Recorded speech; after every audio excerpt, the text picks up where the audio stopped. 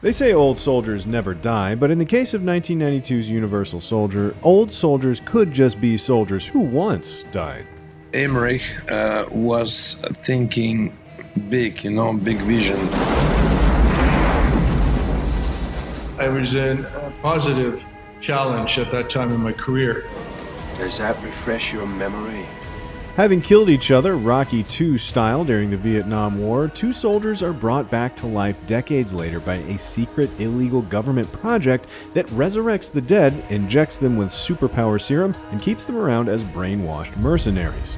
At that time, I was very shy even to kind of put my name on the script, but it opened a lot of doors. For Universal Soldier's 30th birthday, it's time to look back at how the film gave us two action stars and a maestro of big screen global destruction.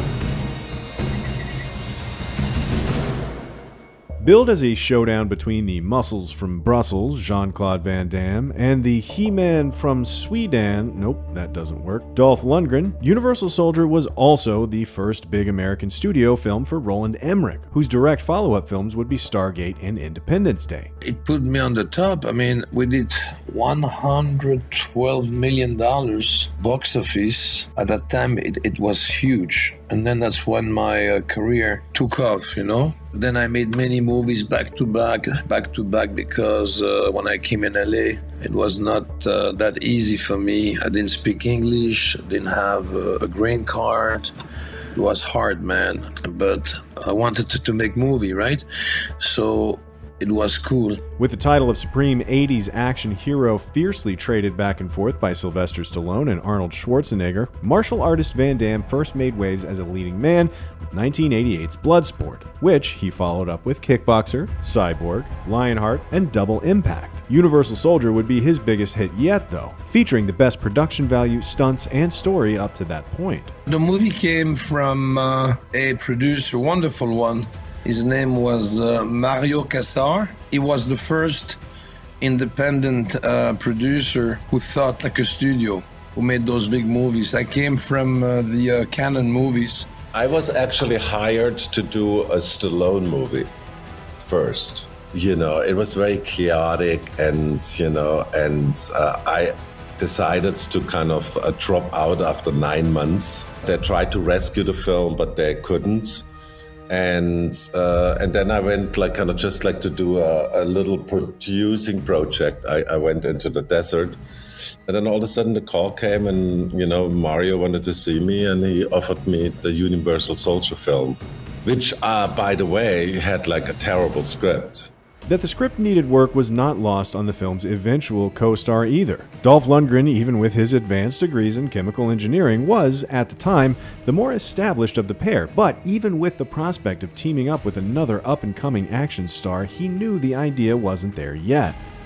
Okay, originally it was called Crystal Knights. I was pitched to, co-star with Jean-Claude Van Damme, who was some martial artist who I vaguely had heard about.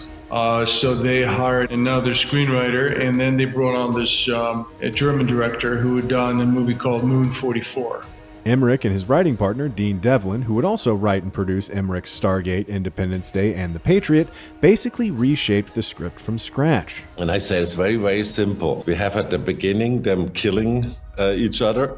And then they're the body backs get zipped closed. 30 years later, we see them as these robots, human robots, follow orders. At this point in Dolph Lundgren's career, he'd already portrayed one of the most hated villains in movie history with Rocky IV's Ivan Drago, and then gone on to be the first live-action He-Man in 1987's Masters of the Universe, and the first live-action Frank Castle in 1989's The Punisher. Action movie stars colliding in one movie, going toe-to-toe, wasn't as prevalent as you might think back during this era. So for Van Damme and Lundgren to not only share the screen but also face off against one another was a big draw.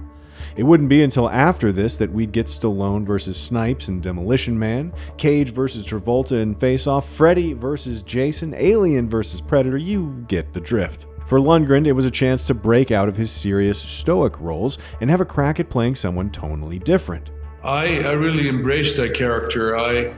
I thought he was well written. You had a certain compassion for the character and understanding of where he came from, but at the same time, he was dangerous and kind of unhinged. So it was a positive challenge at that time in my career, where I played Ivan Drago, obviously, who was kind of a classic bad guy. And then you had Masters, more a kid's movie. I did Red Scorpion, and I'd done The Punisher as well. It wasn't a serious character. I mean, I had fun playing this guy, and I wanted the audience to have fun watching Andrew Scott kind of, rampage through this picture.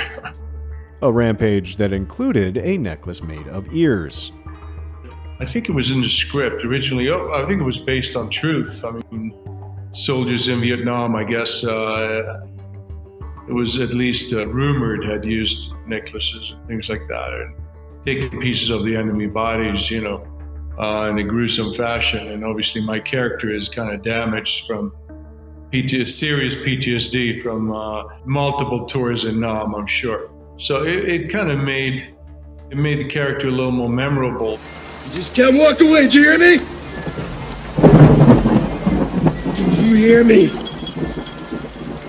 I think it made some of the jokes a little more visual, because you can relate to something, telling the line, not just words, but it relates to the character and the background of the character.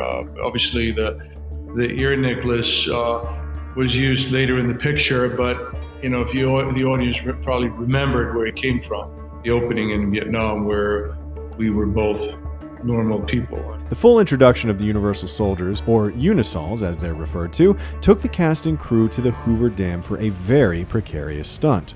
The rappelling down of the Hoover Dam was my favorite, because it was so odd and weird, and you know what I mean? And that they go forward, down, and it was like kind of two stunt guys. It was really, really good, and they were like very, very close looking to them. I did the last part of it, coming off the wall at the end. My stunt double did the full stunt, and he got stuck, and Van Damme's stunt double, who was an ex-Navy SEAL, went down to get him, because the guy was stuck halfway down. It's probably like 1,000-foot drop or something, and the line, the rappelling line, had curled around one of his fingers. He didn't know that. When he got my double loose and they started rappelling down, it took his finger clean off.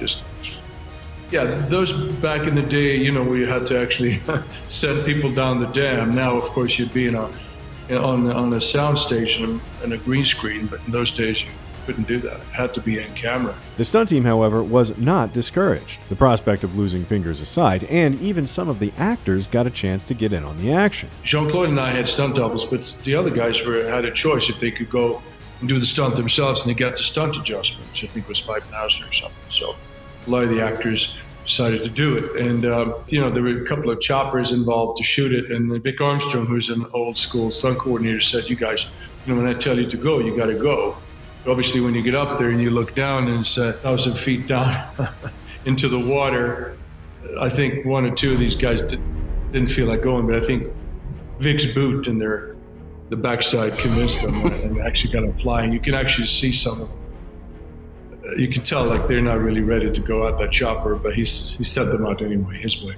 I like the Hoover Dam, but I like that fight scene when I just want to eat, when the guy's hungry. I just want to eat. Per JCVD, to pull off some of the action highlights, however, putting actors on the other end of intricately choreographed kicking and punching just wouldn't cut it. So there were all stunt people in that coffee shop.